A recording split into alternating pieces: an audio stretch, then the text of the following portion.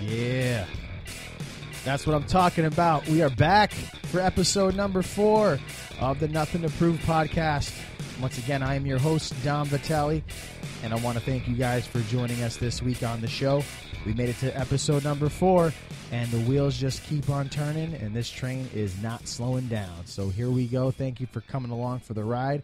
We are live and in color here today for you guys once a week for your listening pleasure. So we got a lot to talk about this week. I do want to lay something out to you guys real quick before I jump into anything, just to give you some fair warning. This show this week is not going to have all that much pro wrestling talk on it. There's a lot of other things I kind of wanted to talk about this week, and the pro wrestling aspect is not really at the top of the list. But I'll touch on some stuff a little bit. But there's some other topics that we're going to hit this week. And just to give you guys fair warning, some of these topics could be a little polarizing. But that's why we're here, to generate some conversation and generate some debate. So if it's one of the subjects that we talk about, if you don't necessarily agree with what I have to say, that's totally fine. But if you want to share your side of the debate or what your opinion is, as always, feel free to email the show. It's mail@nothingtoprovepodcast.com. I respond to every email that I get. I might not get back to them right away. But I've been conversing back and forth with some people through email on the topics each week.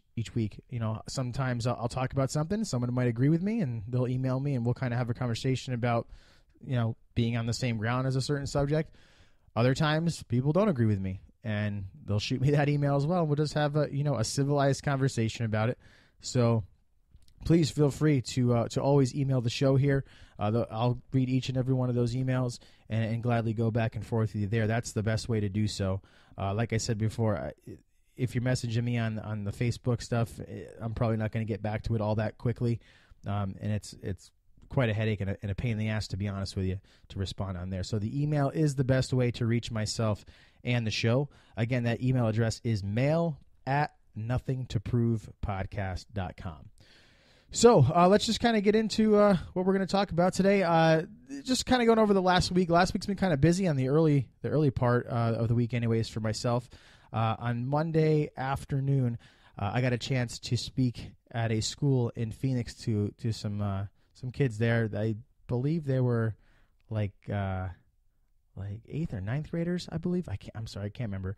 But it was a smaller group of kids. And for those of you that don't know, one of the things that I enjoy doing with my free time is visiting schools and talking to kids about a variety of different subjects. But usually the talks really focus around, staying positive, living a drug and alcohol-free life, and just working hard and striving to be the best person that you possibly can be. And the reason I do this is I really feel a sense of closeness to the adolescents and the youth in this in the community. And in order to build good people and build good citizens, we need to start when they're young. And so many kids these days have so many bad influences and are so misguided that we have to do something about it. And that's why I never turn down an opportunity to go speak at a school for whatever it may be. And sometimes my talks or my speeches or whatever you want to call them, they vary in topics depending on the socioeconomic background of the kids, or that plays a pretty big factor as far as how to approach talking to a group of children. Also, the age range too. Some topics I wouldn't necessarily talk to like a elementary school about that I would about high school kids. So this past week, I got the chance to talk to like the 8th and 9th graders. It was a small like summer school class, but all the kids were super psyched to have me there, and I was super psyched to be there. It actually helps when they are wrestling fans, because that's kind of like the selling point. That whoever reaches out to me, usually, it's the wrestling thing that kind of leads me into the classroom. And whenever the kids are wrestling fans, that makes it way easier on my part to interact and converse with the kids that are there. But they were super welcoming. The staff there was super welcoming as well. So I got a chance to talk to these kids mostly about just working hard and not taking no for an answer, and working up to your ability. And I guess you could say some of these kids are given a bad deal as far as, not giving the most hope to succeed in life. And I don't think that's fair at all. Some of these kids may or may not have some learning disabilities, this, that, and the other. And to discredit them from being able to achieve a goal in their life, whatever that may be, is completely unfair to them. So that's kind of the point I wanted to hammer home while I was there, is no matter what anybody tells you, no matter how much someone tells you can or cannot do something, especially if they tell you can't do something, they try to hold you down. As long as you put forth an honest effort and try as hard as you possibly can, good things will happen and will come to you in your life. It may not necessarily be what exactly you had hoped for or planned for, but if you are a good person, if you've put forth the effort and you try your damnedest, good things will come to you. And that's what I do. I just kind of share my story of where I've been, where I came from. And I'll be frank with you. My life is great right now.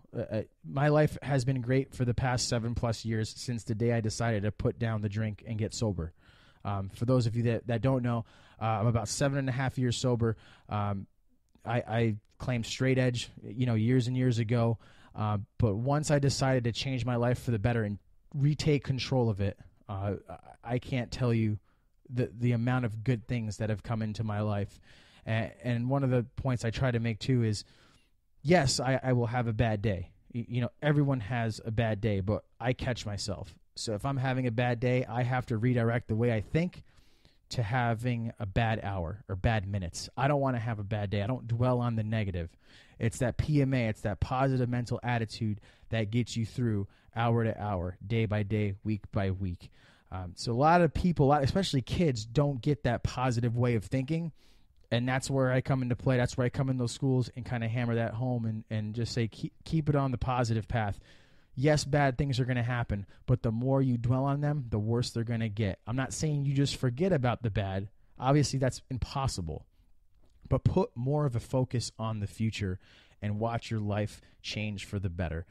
And that's all I can offer. So, again, I don't want to name the school in particular. I don't know if I have permission to do so, so I won't. But thank you to Travis, who is the one that hooked me up there and got me plugged into the school to go in and speak to the kids. An awesome group that had 1,000,001 wrestling questions afterwards, which I completely like. I enjoyed talking with the kids and got a chance to hang out with them afterwards. So definitely a fun time there. Later on that evening, I got a chance to recharge the PMA batteries, if you will. My favorite band of all time, also the band who has a song that we named the show after, H2O, happened to be in town here in Mesa, Arizona, performing at the Nile Underground that evening. And me and my buddy Greg got a chance to go check them out. And that's my favorite band of all time. So I've seen them, in Arizona multiple times. I traveled to California by myself to go watch them perform. I've gone into New York City to watch them perform, all over the place. But this was a really cool show. If you're not familiar with the underground venue, it's basically an underground basement. That's it's essentially what it is, with a small little stage down there. And they performed their ass off in this sweltering heat down there. And right now we're going through quite a heat wave here in Arizona in the Phoenix area, and it's been anywhere from 110 to 115 degrees for the past 2 weeks or so, and it's showing no signs of stopping, and it doesn't cool down at night basically whatsoever. So we were a bunch of people crammed in this basement just there for a hardcore show, and man, it had to be 100+ degrees in there. And as soon as they hit the stage until they were done, we were rocking hard. And when it was all said and done, I had soaked through like 2 T-shirts and freaking it was a mess, but it was a great mess, and it was a special show. Toby Morris, the lead singer, wasn't feeling too well. He had some voice problems, but he stuck it through, man. He played for over an hour, and the guys absolutely killed it. So I wanted to say thanks to those guys for coming out to Mesa and sweating with us last Monday night. It was definitely a good time. So if H2O ever comes to your town or near you, I highly suggest that you go and check them out. A lot of high energy shows with a really good positive message that's fit for all ages. There was actually a little kid there at the show. Couldn't have been more than like 9 or 10 years old, and he was having the time of his life. So thanks to those guys for coming out. The rest of the week was kind of, really, really casual, kind of just coasted through until the weekend.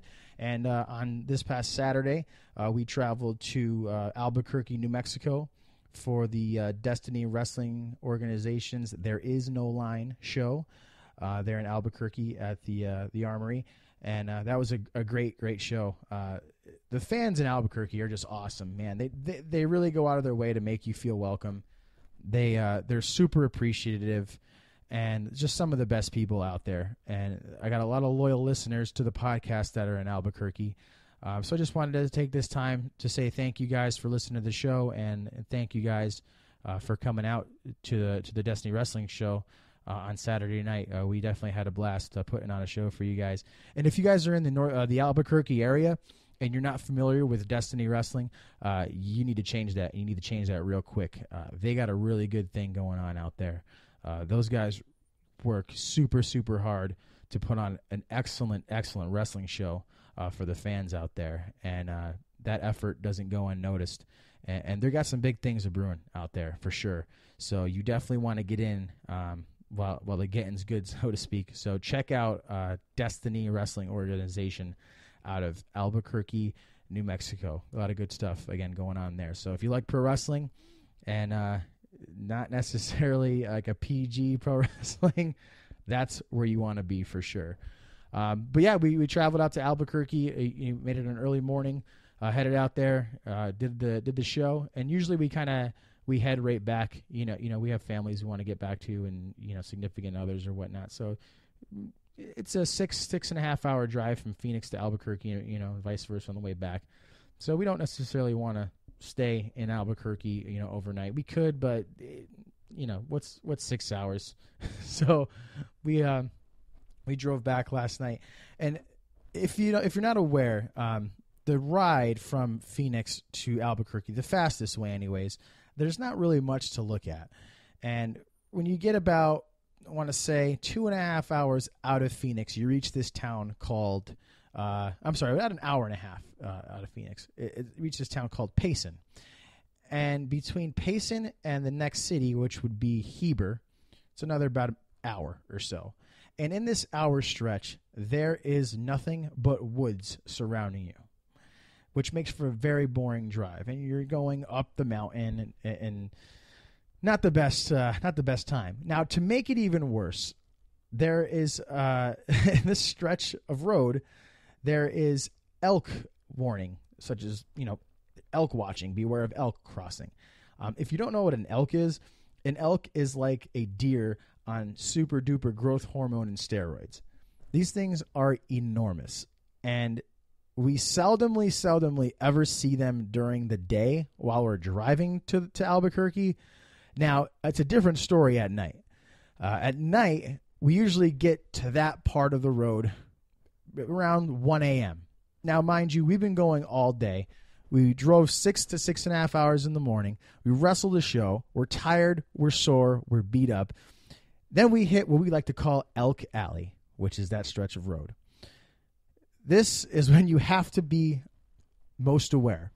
Now, there's been many, many times when we've driven on this road back home to Phoenix where we've seen enormous elk on the side of the road and at times in the middle of the road. And I can remember specifically about 1.5 to 2 years ago, we were driving back from Albuquerque to Phoenix after a show. I was in the back seat sleeping along with somebody else. And I had my tag partner, Gallo, was in the passenger seat. And then we had another wrestler, if you know him by the name of Shadow Fox, was driving through Elk Alley. Well, I'm in a dead sleep. And all of a sudden you hear, holy shit. And I pop up and I ask, what's going on? What's going on? And they rounded a bend, and apparently there was 2 to 3 enormous elk just in the middle of the road. And we were driving about 65 miles an hour. And as luck may have it, the path that we were taking happened to be directly in between these 2 to 3 giant elk. So we escaped near disaster by the skin of our teeth that evening. So ever since then, we've kind of been on, driving on eggshells, so to speak, as we go through Elk Alley. It's always like the most terrifying time of our day when we're driving back home. So we always have the driver driving and the passenger basically on the lookout, kind of scanning the road from side to side, making sure that there's none that are on the side of the road that could potentially, jump out in the middle of the road. And they don't care. If you zip right by them, they're not moving and they could care less. So it's a very terrifying ordeal that we have to go through pretty much once a month when we go hit up Albuquerque for a wrestling show, especially on the way back. So I just wanted to share that with you guys. Just kind of one of those things that as an independent professional wrestler on the roads on the weekends, spending a lot of time on the road and logging in a lot of miles, it's things like that, it's stories like that make for an entertaining time, and also make you appreciate making it home safely when you do so. So beware of Elk Alley in between Payson and Heber if you're ever in that area. I also wanted to get a chance to say thank you to all the people that reacted. I guess you say reacted to the douchebag list from a few episodes back. I had quite a few people kind of hit me up and be like, "Hey man, I wear sandals. Hey man, I wear the fedora. Hey man, I got the sticker on my car." But everyone was a super good sport about it, and they weren't torn up and being a dick, calling me a dickhead for doing that list. Like I said when we did it, it was all in good fun. It was to have a good natured laugh, and I got a lot of feedback over the past week or so about that. I've seen some people in person. I've seen some people, people hit me up and they got a good laugh at it. So that was the point of doing the list in the first place, just to kind of to make everyone chuckle a little bit and get a chance to look at yourself in the mirror and say, hey, do I qualify as one of those? So thanks to everyone for being cool as far as that goes. And to make matters worse, so we're ready to hit the road yesterday, and I get a knock at my door, and it's my tag team partner, Gabriel Gallo, and there he is standing with a fedora on his head, and I had to inform him. And he listened to the episode, too, so I don't know why he would do that. I don't think he did it on purpose. I don't think he's that smart to do it on purpose. I think he actually thought it really looked good. But I let him know, sorry, Gallo, you cannot go in public with me with that damn fedora on your head. So we quickly exchanged his fedora for a Pro Wrestling Hall of Fame baseball cap that he proudly wore for the rest of the day. So that is that's that. And let's kind of move on to the topics at hand, like we talked about at the beginning of the show. And the first thing I want to talk about, and I don't mean to bring the mood down, it's regarding the senseless shooting there in the church in South Carolina. If you don't know, which you more than likely do, there was a shooting at a black church in South Carolina where 9 people were shot and killed, which was essentially a hate crime. That's what it was. It was a young man that wanted to essentially start a race war, and I guess he confessed, that the reasoning behind it was racially motivated. And I'm not going to get too deep into the semantics of how and why and what and all that kind of stuff. But this tragedy has brought up an interesting subject, an interesting topic over the past week or so, and it revolves around the Confederate flag. A lot of people are calling for the Confederate flag to be removed, from the state capitol in South Carolina, seeing it as a symbol of hate. And it's a very, I guess you could say it's a very polarizing topic. You have, on one hand, you have people that, like I said, see it as a symbol of hate. And on the other hand, you have people that see it as a symbol of pride or Southern pride. So it's kind of like, well, who's right here? And let me just give you a personal story as far as the Confederate flag goes. Now, I grew up in a middle-class town in upstate New York. When I was growing up, the city became heavily populated with Hispanics, myself being one of them. Yeah, I'd be a fool if I didn't tell you that there weren't quite a bit of racists in my town. A lot of people hated the Hispanics. They felt that they were coming in and not doing a disservice to the city, I guess you could say.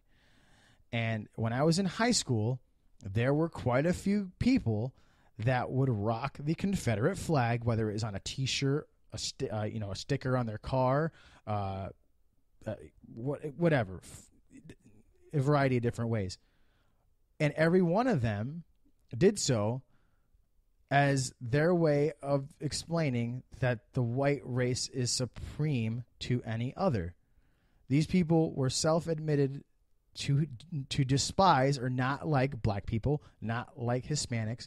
And, of course, there's some hypocrisy going on there because these were also some people that say, well, I have a black friend. I'm not racist, but I'm going to sport this Confederate flag. And they never once sported the Confederate flag to show Southern pride because, one, they're not from the fucking South. They're from upstate New York, of all places. And number two, I don't think they even had any idea what Southern pride was like because none of them have ever been to the South. So the bottom line is that flag is known as a symbol of hate just by default, essentially. And it still represents a symbol of hate. And I don't care to hear another argument otherwise. You are completely fooling yourself if you can honestly say people look at that flag and think this is a symbol of our history and our pride. And I'm butchering that part of the argument because I just don't see it. I can't comprehend that side of the argument. The Confederate States adopted that flag when they segregated from the Union, and they refused to take the flag down or refused to stop displaying it or using it. And the Civil War has been done for however many years. It was 1865 it ended or so. Just get over it. Get over it. Fucking take the flag down. It's doing more harm than good. You know how many fucking hate groups out there use that flag in one way or another in conjunction with their organization, in conjunction of the message of hating other people simply based on a skin color? Nobody looks at the Confederate flag as a symbol of pride, except a very, very small few. And if you're that prideful in being from the South, do you really need to hold on to that little morsel of a flag? You can't find another way to display your Southern pride than a flag. You're hurting. That means you're really hurting. And I have friends that will defend that flag to the end. And let's be honest. Let's be honest now. I've heard you use the N-word in not so much of a endearing term among other terms. So for anyone out there to say, let me back up. People that display that flag outside of South Carolina are the biggest idiots of them all. And again, because a lot of them aren't even from the South. So if you're not from the South and you're displaying that flag, what are you really saying? What are you really saying? You have no concept of that Southern pride that they're all talking about.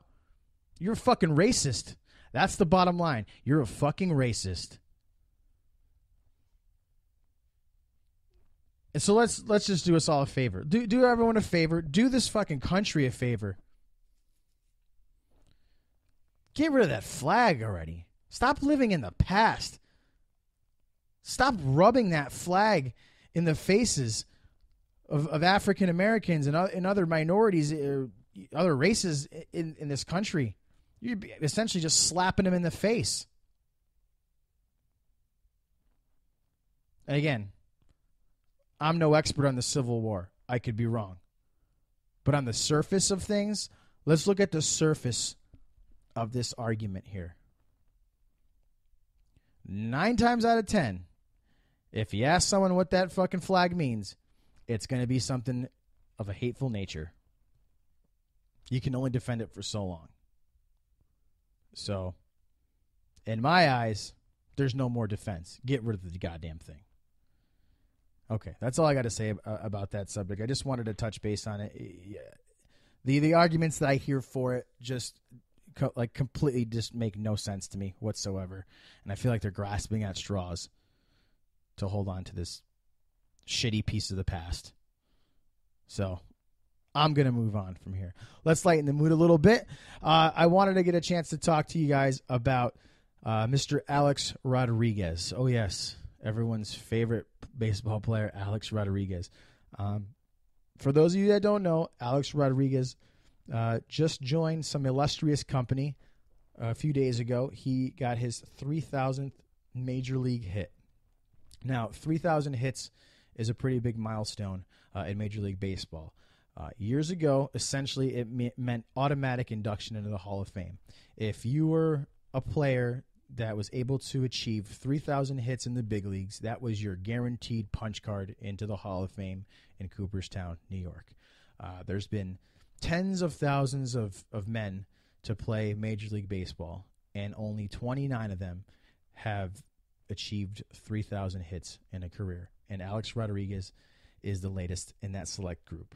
Now, the big argument here is, does he deserve to be in the Hall of Fame? Now, my way of looking at this has changed over the past few years. So let me take you back. And from my standpoint, I'm a Yankee fan. I'll admit that, and I think everyone kind of knows that if you're listening to this. So back when Mr. Rodriguez joined the New York Yankees, I wasn't completely sold on him. Obviously, he was a great player, and we all knew that. But it was the question of, was he going to fit in New York? Well, it took some time, and postseason play, didn't really pan out the way we had hoped, and he struggled until we reached the year 2009. The 2009 versus the Philadelphia Phillies in the World Series, and Alex Rodriguez turned it on. And he straight up raked in that World Series. Without him, the Yankees do not win that World Series. Yes, CC Sabathia pitched a hell of a postseason that year. But without the offense from Alex Rodriguez, the New York Yankees don't win the World Series in 2009. So me as a Yankee fan, you win for me, you're good. You're good with me. And that's how he won me over in 2009. Now, fast forward a few years, all these allegations come out that Alex may or may not have been dabbling in some performance-enhancing drugs, such as steroids. Well, make a long story short, essentially, he admitted to doing so, or he was caught doing so. He was suspended for the entire 2014 season for testing positive for performance-enhancing drugs. So that's a big black eye on his career. Now, a lot of the guys that have been pegged and popped for steroid allegations are some of the greatest baseball players in the history of the game. And the ones that have been essentially caught the past 10, 15 years have found it very, very difficult to find themselves being inducted into the Hall of Fame. Some baseball writers won't even vote for them, let alone write their names in on the ballot. And that, once Alex Rodriguez was pegged as a steroid user, performance-enhancing drug user, whatever you want to call it, the question came up, does he deserve to be in the Hall of Fame? Well, now he's in the 3,000 hit club. You are going to put that ball, that jersey, that hat, whatever he was wearing, in the Hall of Fame. So why doesn't he belong in the Hall of Fame? Now, that's the thing you got to realize. There's two different bodies here. Major League Baseball is taking the memorabilia and putting it into the Hall, but it's the baseball writers that determine whether or not a player gets enshrined into the Hall for their body of work. Now, years ago, when the whole performance-enhancing drug thing came about, I was one of those people that was like, you know what? Fuck them all. They're all cheaters, and they don't deserve to be in the Hall of Fame. That's it. Asterisk the fuck out of all of them. All their records, all their achievements don't count. But as the years have gone by since I've had that way of thinking, so many more players have either tested positive or have strong allegations towards them using some type of substance to improve their performance. Which got me thinking, is it really considered cheating if you are doing the same thing that your peers are doing to even the playing field? And I'm just speaking from a baseball standpoint or a football standpoint, about however you want to look at it. Pro wrestling is a whole nother animal. I think it's pretty obvious that there's quite a few people in professional wrestling, both at the highest level and at the lower levels, that are abusing steroids. That's pretty obvious. Now, from my standpoint, I could easily say, well, if I want to be on an even playing field, I should fucking pop a syringe in my ass and make things even. But for me, on a personal level, that's not even a fucking question. I'm not gonna go there. And people might say, "Oh, you're a sucker. This is the way you got to do it. You got to be a body guy or whatever." Not to me. Fucking me sticking a needle in my ass and putting something in my body is fucking completely unappealing to me. Hey, if that's your thing and you want to do it, fucking knock yourself out. I could care less. If you end up getting a spot over me because of that, fucking good for you. At least I'll be able to sleep at night. Yeah, maybe you'll be able to sleep at night too, but you know what? In the long run, I don't have to fucking worry about my personal health. And people will defend steroids till the days goes by. Oh, if you take it safely, it's fine, blah, blah, blah. Bottom line, you're putting something foreign in your body. And it's fucking done nothing, but it's done more harm than good throughout history. Let's look at the people who have abused this stuff or used it regularly for a long period of time. They're not the fucking pinnacle of health. But that's another argument for another day. Back to the baseball argument. So, is Alex Rodriguez in the wrong? He's doing the same thing that the pitchers are doing that are pitching to him. He's evening the playing field. And let's think about it this way, too. Yes, you could pop all the steroids you want to make you a fucking giant and super strong and this, that, and the other. But steroids don't help you hit a baseball. They don't. Anyone that tells you differently is a fucking idiot because they don't. Do you know how much skill it takes to hit a baseball with precision and power? Well, I guess the power thing is kind of subjective with the whole steroid issue. But guys like Barry Bonds and Alex Rodriguez are phenomenal baseball players regardless of the steroids. Now, maybe Barry Bonds doesn't hit 80 home runs in a season without steroids. That could be, but he's still going to fucking hit 40 of them. And the last time I checked, 40 home runs in the season is pretty good. Is considered a top-notch player. So I asked myself, I mean, is Alex Rodriguez really in the wrong? Is any of these guys really in the wrong for trying to even up the playing field? There's a lot of money at stake in Major League Baseball. So I've come to the conclusion that I would forgive Alex Rodriguez. Excuse the pun. If you're a New York Yankee fan, you'll know what I'm talking about. But I say good for him. I don't think he's going to get in the Hall of Fame because of it. But I think that he absolutely deserves to be celebrated for achieving a milestone such as 3,000 hits. That is not easy with or without steroids. And maybe the majority of those hits that he had were while he was using something. But the people that were pitching him that baseball were probably on the same stuff, if not better. Maybe not better. He had quite a bit of money. He could probably get the really good stuff. But congratulations to Alex Rodriguez. I'm in your corner. Like I said, man, you are straight raking this year.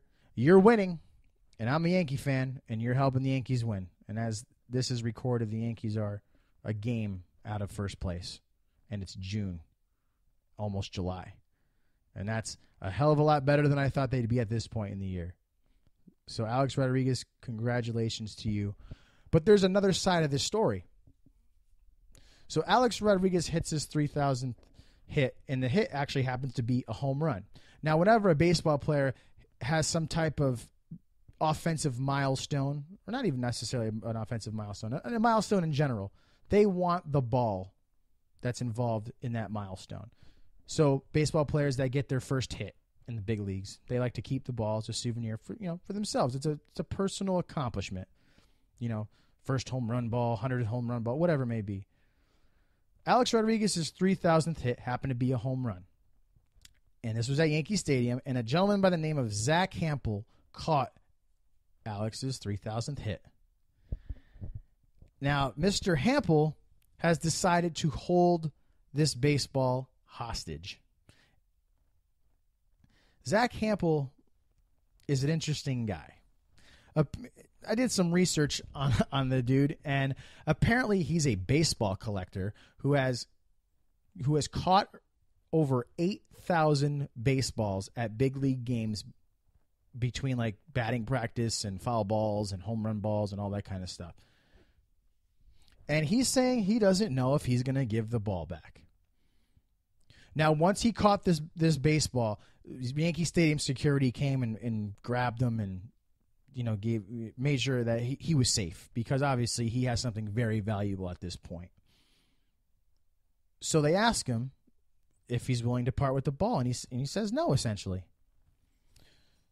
So this guy now has Alex Rodriguez's home run ball, and the Yankees and Alex Rodriguez have offered this guy, you wouldn't believe, for that ball. They had offered him signed balls and bats and jerseys and hats and season tickets to the most expensive seats in the stadium. And Jesus Christ, believe me, the seats in the new Yankee Stadium that are essentially shitty seats are not fucking cheap. And they offered to make a sizable donation to the charity of his choosing, and rolling out the red carpet for this guy. And he is fucking playing big shot and is playing hardball and says, well, I got to think about it. I don't know if I'm going to part with it. I get if collecting baseballs and memorabilia is your thing. But let's face it, you're being a fucking asshole right now by not giving that ball back. You're completely milking this thing.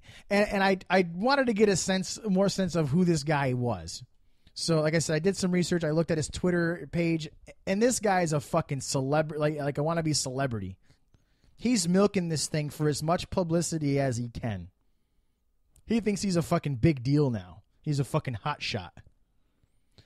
This guy could have been fucking number one on the douchebag list a few weeks ago.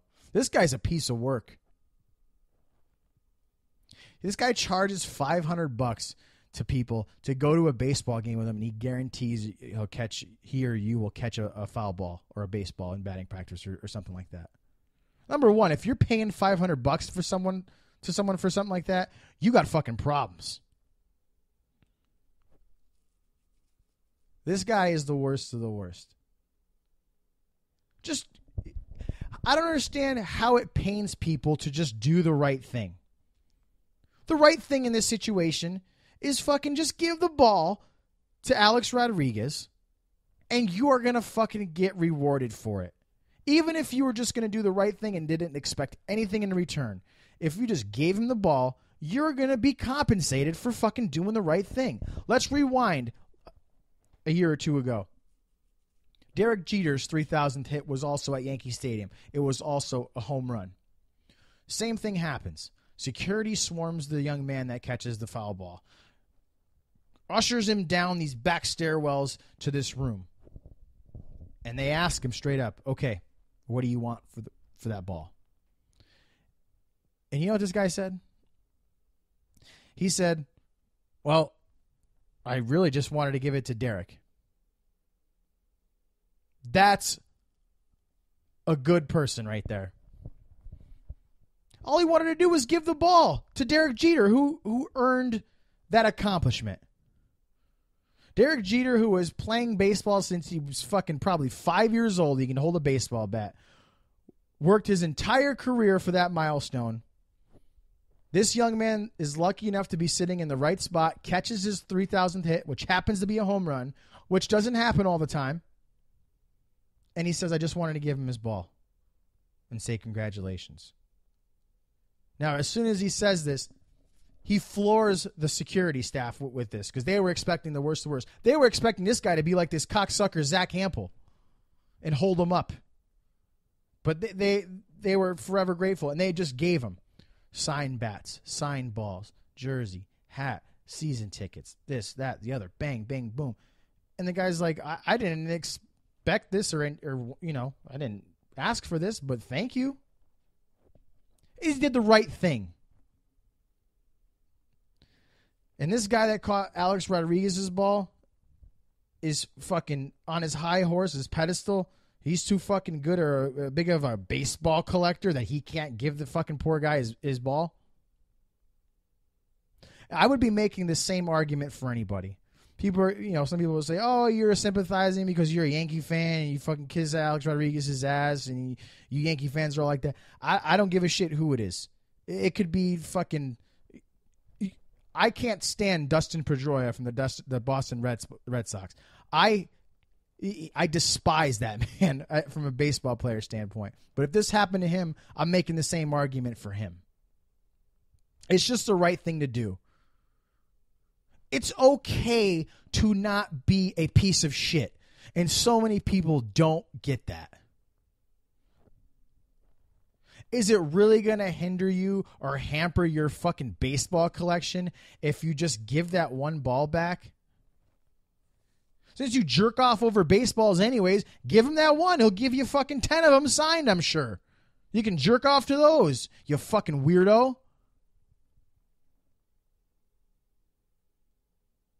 This is what it's come to.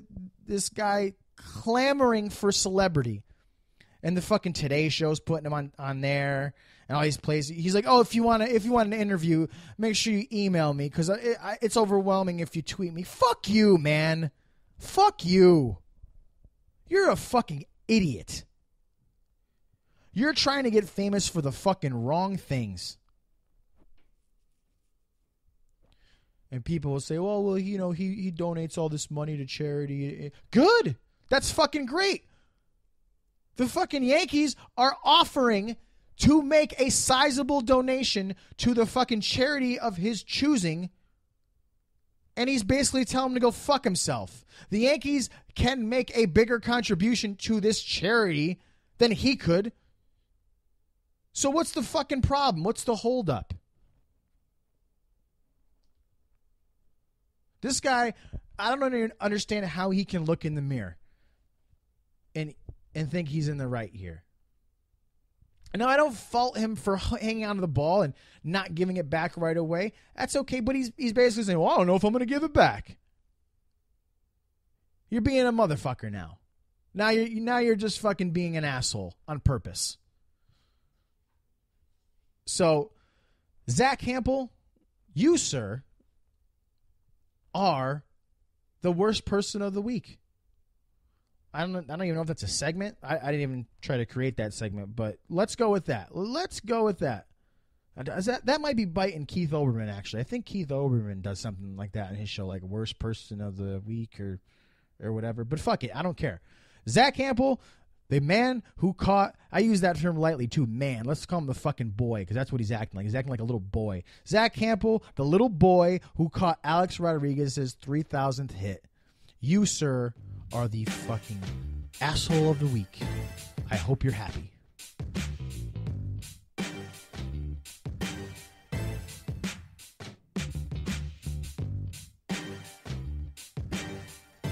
Okay, I'm going to lighten it up here a little bit. I want to lighten the mood. And this story I saw earlier this week really got me to chuckle quite a bit. Well, at first when I saw it, I'm like, what the fuck is wrong with people? And then as the story progressed over the next week or so, now I'm just cracking up, and I think it's the greatest thing ever.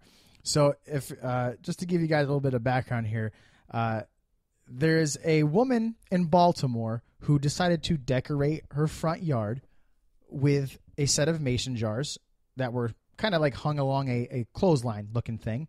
And each of the mason jars was a different color of the rainbow.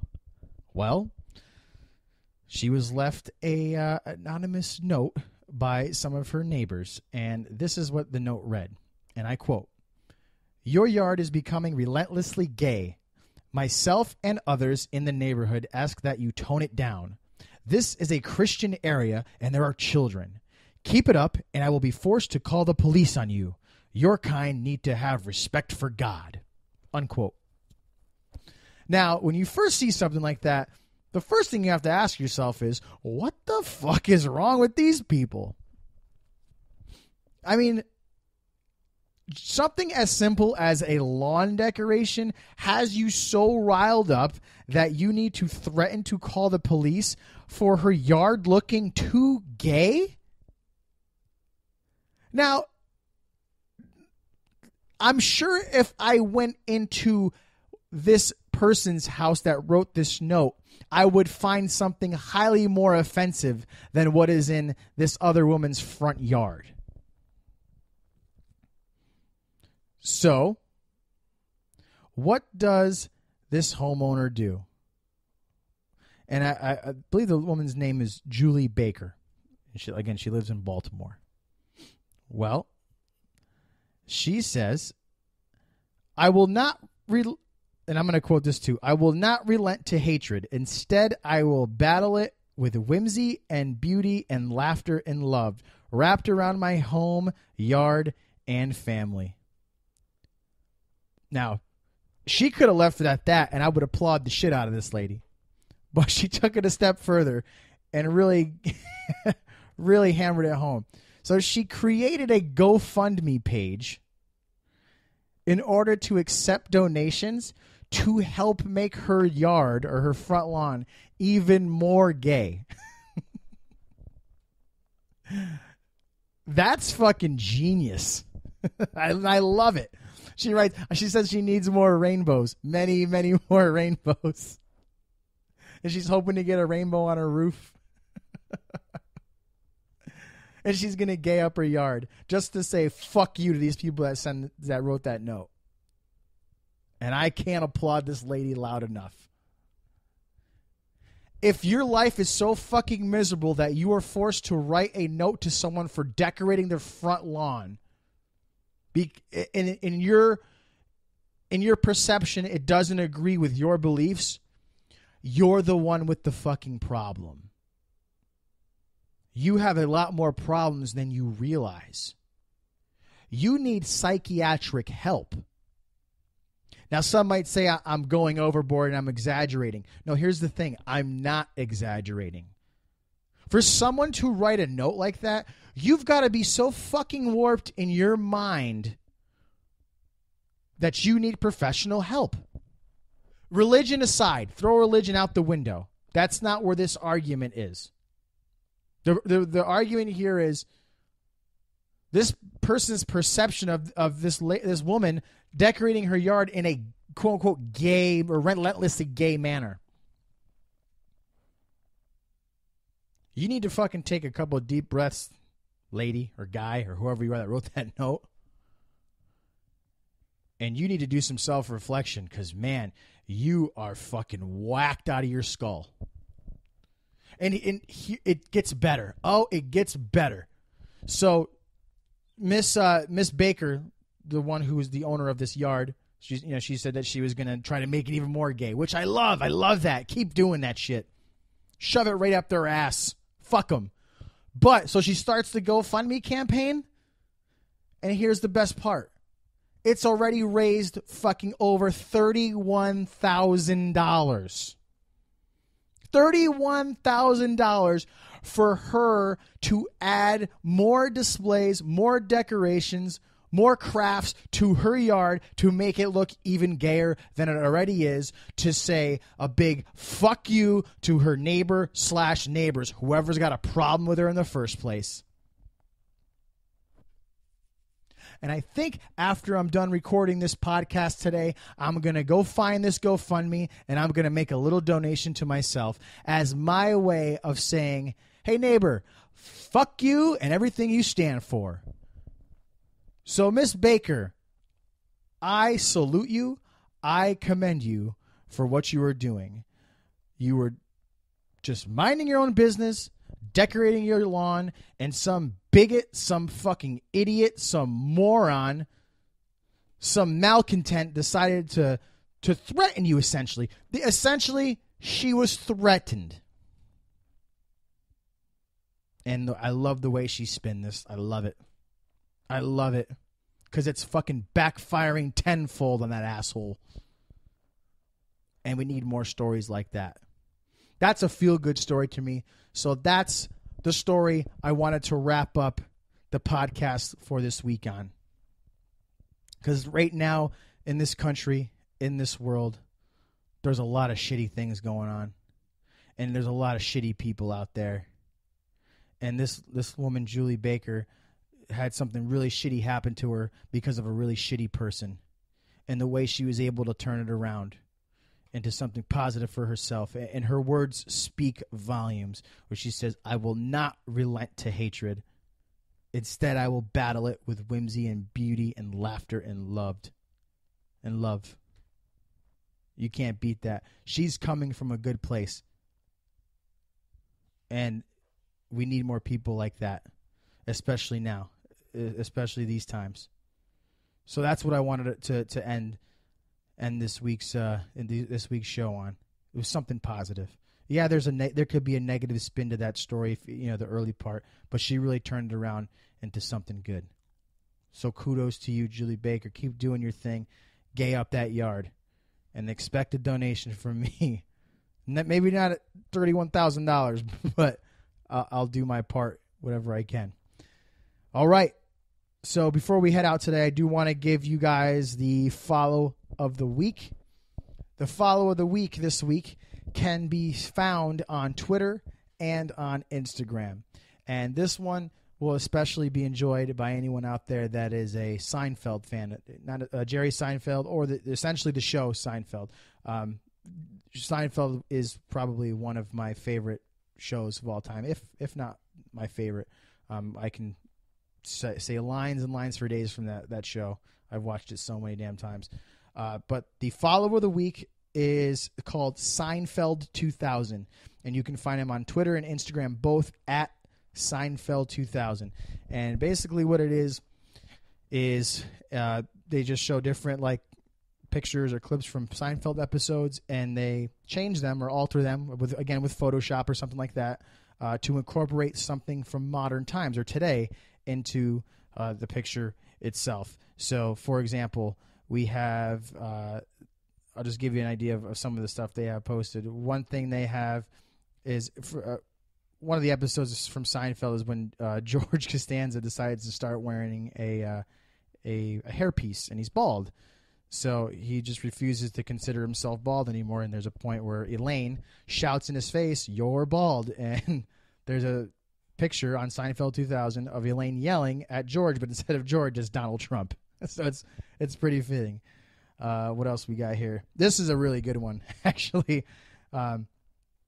So there was an episode where I believe Jerry was dating this woman named Donna Chang, and she basically identified herself as Chinese, but she was actually just a white woman, and it's kind of goes back and forth with the whole Rachel Dolezal type thing where she identifies as a black woman, and that's a whole nother story for another day. And I wanted to talk about that, but that's I don't know if I want to go there quite yet. This episode was kind of heavy in other areas, so I wanted to kind of shy away. But definitely check out Seinfeld 2000, especially if you're a Seinfeld fan. You'll definitely get a chuckle out of that.